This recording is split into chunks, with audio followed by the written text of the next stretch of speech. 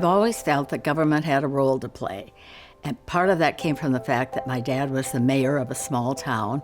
I watched what he did, and I saw that it made, somewhat of a difference, although I had never, ever seen or heard of a woman who held public office.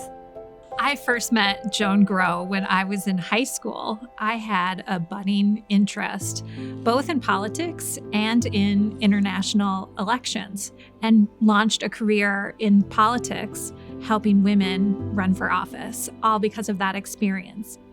When I think about Joan Growe, I think about this woman who, in the face of all kinds of obstacles and criticism and detraction, she was courageous in pursuing her goals. And her goals were very much not just for herself, but for Minnesota. She had some really good qualities that, to be quite honest, you don't often find in people at the state capitol. Joan was a good listener. And she also had a quality that I really greatly admired, is that she knew what she didn't know. And as a consequence, she took advice well.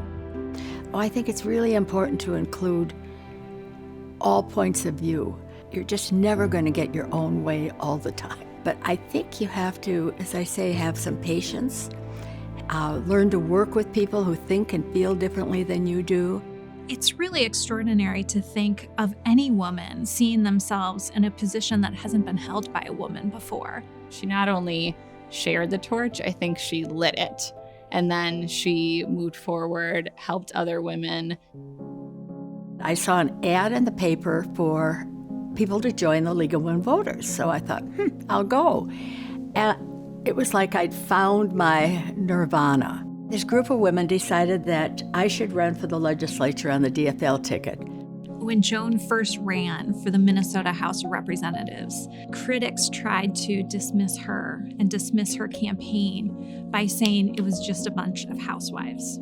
She came on the scene at a time when women weren't really respected. Joan and her colleagues said, "You're not going to ignore us. We're going to have a presence."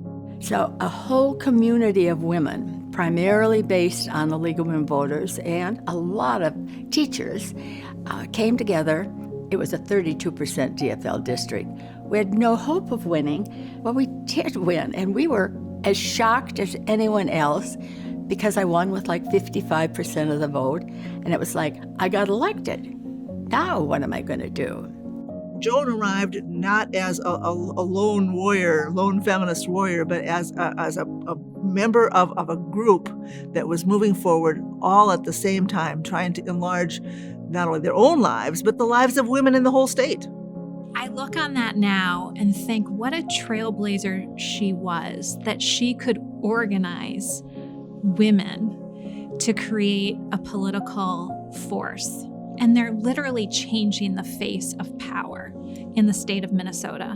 And that's a concept and a power that Joan first harnessed. When I joined the League of Women Voters, I was given the portfolio of helping with the elections. That's what the main job was going to be in the Secretary of State's office. And so that's what I campaigned on. And when I took office, I set out some principles that elections were for everyone. And it was my job as an election official to make it as easy as possible for people to participate in the election process. And through the years, we made a lot of changes. It's no accident that the state of Minnesota has the highest voter turnout in the entire country. She built a reputation of being such a good Secretary of State and being so committed to doing it right. She became a national leader and an international leader on voting. She wasn't doing it to get reelected. She was doing it to improve voting in the state, to ensure that systems were fair to people no matter what their party was, no matter where they lived.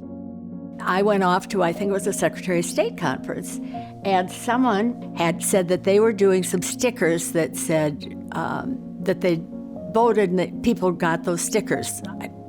And I came home, I thought, that's a wonderful idea. This is the craziest thing I've ever heard in my life. And so Joe Mansky came in and I said, stickers, Joe, we're going to do a sticker that says, I voted. Who in the world wants to wear one of these stickers? Minnesotans like to brag to their friends and neighbors and relatives about their voting participation. It's something they felt good about. And we hand them out at the state primary, and I want to say this is 1992. And I walked downtown, and sure enough, wouldn't you know, everybody down there is walking around with this red sticker. And so I go back to the office. I walk right in to see Joan. I said, Joan, you were right, and I was wrong. I don't think you can go blaring off on your own. It takes more people than that to make change. It takes a group, it takes a family, it takes a neighborhood, it takes a community, it takes a state.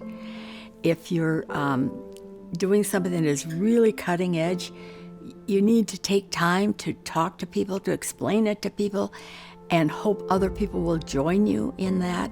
Joan never had the sense that she was all by herself as the lone pioneer. She had the sense that she was riding a wave and that the wave of other women were right with her.